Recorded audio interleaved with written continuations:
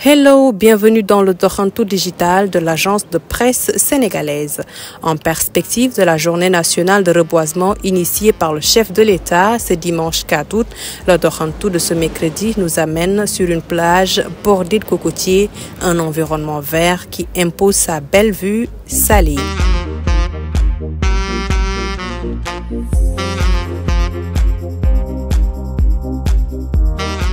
Cette vaste étendue de sable n'est pas un terrain inconnu pour Ibrahima. Depuis 1997, il est là. Ibrahima est témoin de l'importante érosion côtière causée par le changement climatique qui avait sévèrement affecté Saly, un souvenir qu'il garde toujours en tête. Je travaille à Saly depuis 1997. En 1997, on avait la plage. En 1997, on avait la plage, mais une plage qui n'avait pas des arbres, qui n'avait pas aussi de la lumière.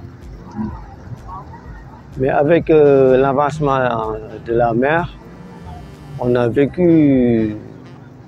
perdu la plage presque en 2015. On ne pourrait pas avoir l'accès de venir à la plage à l'époque. À ce moment, le moment qu'on a refait la plage, maintenant, on a vu maintenant presque une nouvelle plage avec la lumière, avec les arbres qu'on n'avait pas. Dotée de longues plages, Saly est la capitale du tourisme balnéaire du Sénégal. Aujourd'hui, Saly a retrouvé son charme avec un côté plus écologique. L'environnement vert de Saly émerveille plus d'un. Les cocotiers sur la place, c'est quelque chose de formidable, hein. Du point de vue beauté du paysage, l'environnement est plus sain.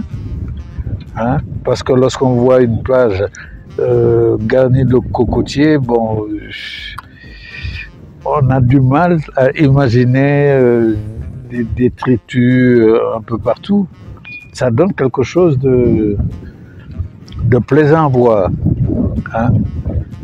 Et pour l'environnement, si toutes les plages de Dakar ou de la petite côte étaient comme ça, bon, ce serait vraiment formidable. Planter des arbres, c'est quelque chose de vital.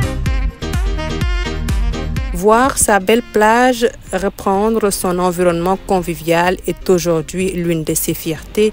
Ayant passé toute sa vie ici, cet amoureux du tourisme écologique éprouve un apaisement et une totale fierté de revoir sa Saly replongée dans ses moments de bonheur. Je peux dire que c'est la meilleure plage. Parce qu'une plage avec de la lumière, une plage avec des cocotiers, c'est ça une plage.